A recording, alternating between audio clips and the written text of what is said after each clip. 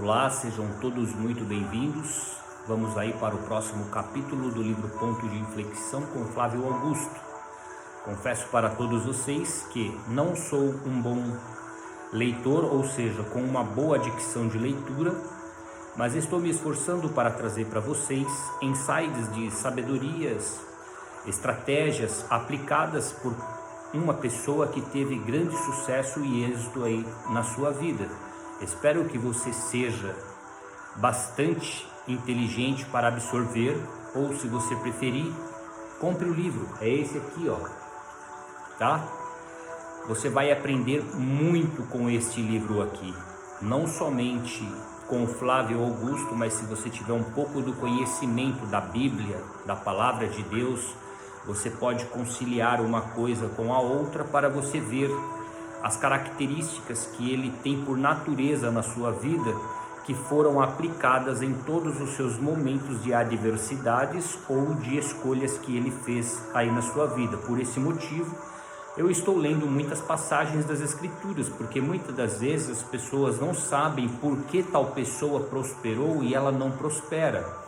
Ele foi privilegiado com as habilidades, as características naturais de terem esse dom, ou de ter desenvolvido essas habilidades em sua vida, e assim ele ter praticado aí as leis universais que Deus deixou para nós seres humanos. E aqueles que não têm essas habilidades, não têm essas aptidões, podem aí estar se exercitando, aplicando essas características de forma que venha a criar e virar um hábito na sua vida. Virando então um hábito na sua vida, você passará a viver essas características naturalmente na sua vida. Consequentemente, você vai entrar em um ciclo de prosperidade.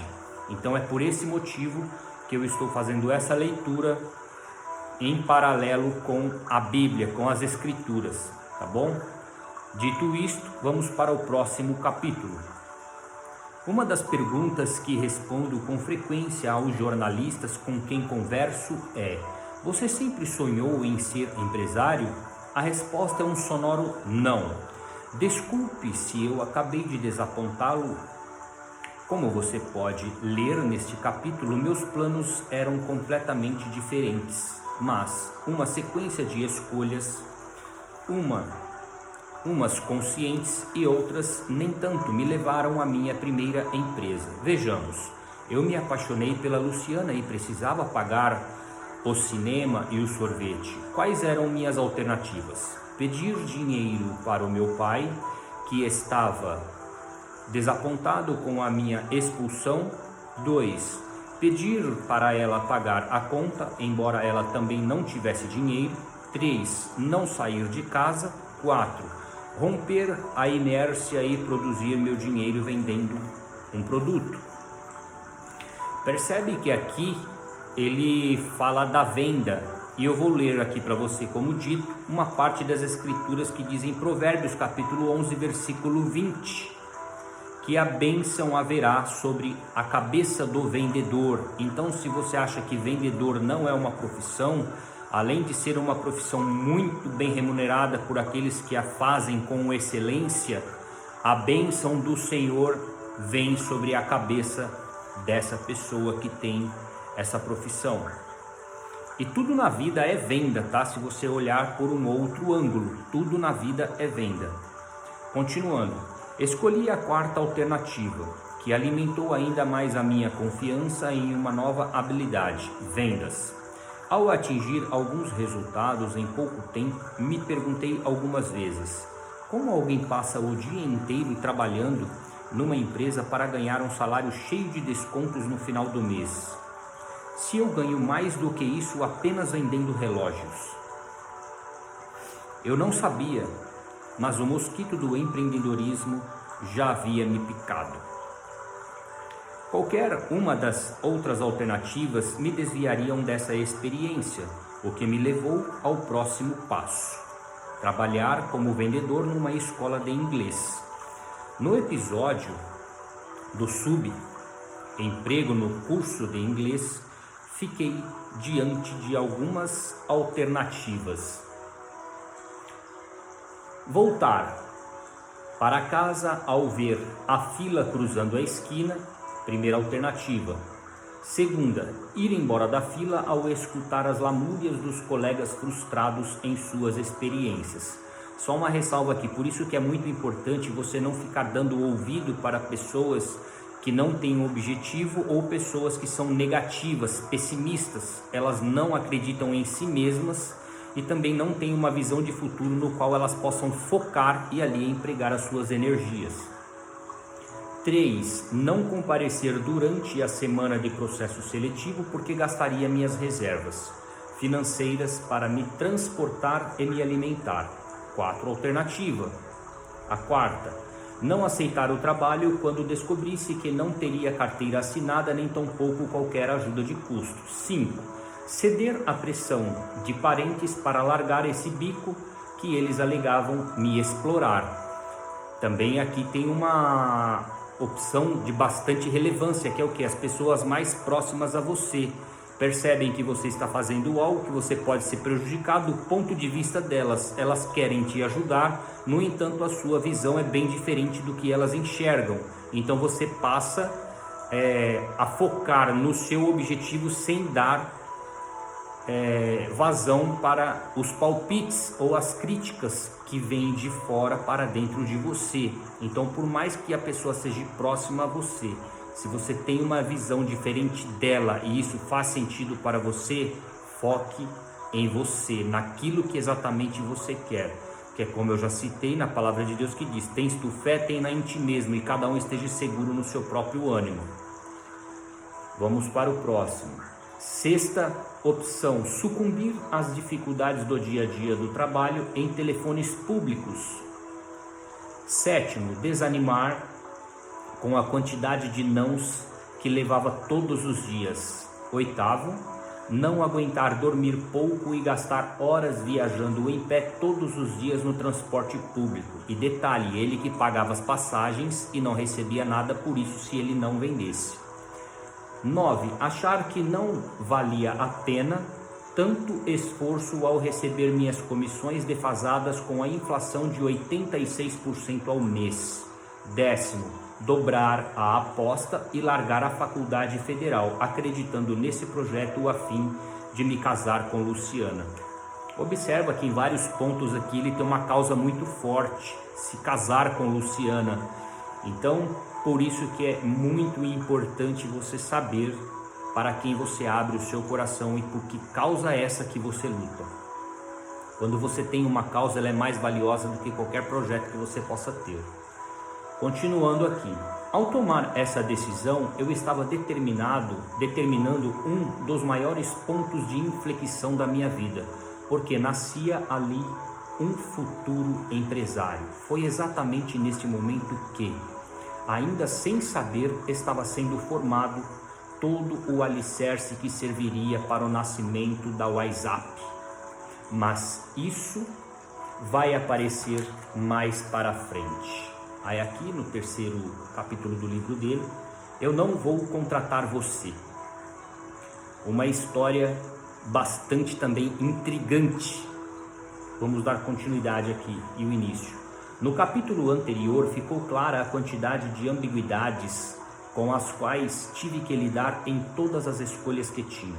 Como mencionei, não foi fácil conviver com a opinião de amigos e parentes que consideravam o meu trabalho de vendedor curso de inglês nas condições propostas abominável.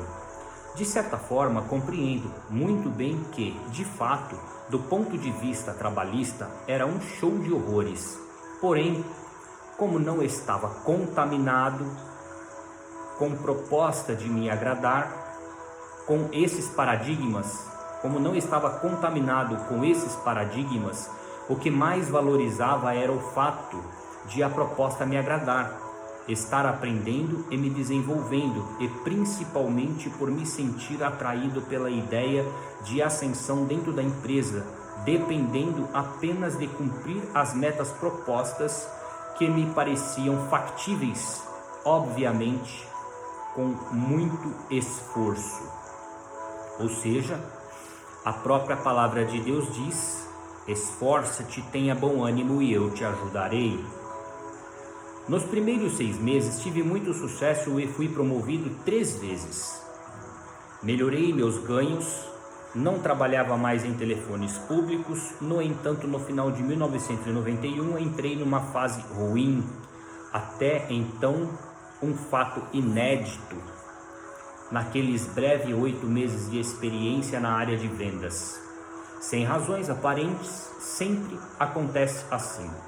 Depois de uma sequência de visitas sem resultado, sem baixo de minha estatística de aproveitamento, veio a pergunta, sorrateira em minha mente, dessas que costumam gastar nossa energia produtiva: o que está acontecendo?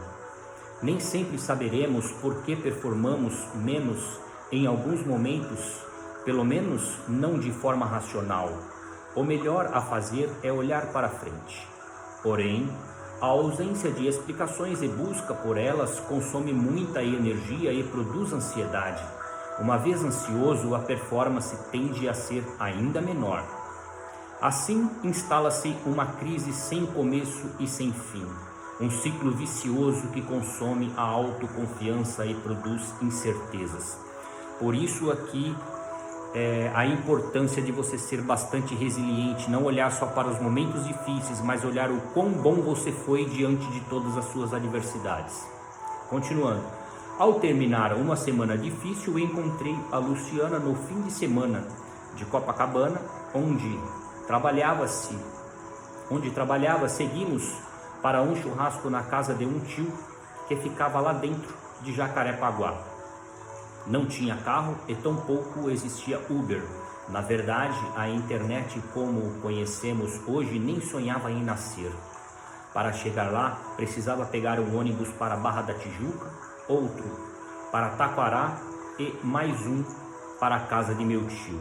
Para resumir, a viagem foi um desastre. Levamos 4 horas e tivemos muitas emoções durante o trajeto. De pancadaria por baderneiros, as filas intermináveis para pegarmos ônibus, tudo isso aos 40 graus de temperatura do Rio de Janeiro. Ao chegarmos cansados e estressados, a carne do churrasco que sobrara era apenas o resto estorricado em meio ao que sobrou do carvão, que, àquela altura, eram somente cinzas. Todos os amigos brincavam na piscina e eu dizia a mim mesmo: não quero andar de ônibus nunca mais. Há momentos na vida em que mais importante do que saber o que se quer é saber o que não se quer. Isto estava decidido, jamais entraria em um ônibus novamente. Vou parar por aqui para o capítulo não se estender muito, mas no próximo capítulo nós vamos continuar. Então fica aqui essa grande reflexão para todos vocês. Há momentos na vida em que mais importante do que saber o que se quer é saber o que não se quer. Às vezes você inverterá a ordem das coisas, podem te trazer insights para você refletir de maneira diferente e então você encontrar aí no ponto de inflexão da sua vida a decisão que você precisa tomar. Dito isto, que Deus abençoe a sua vida, faça um ótimo dia e até o próximo capítulo.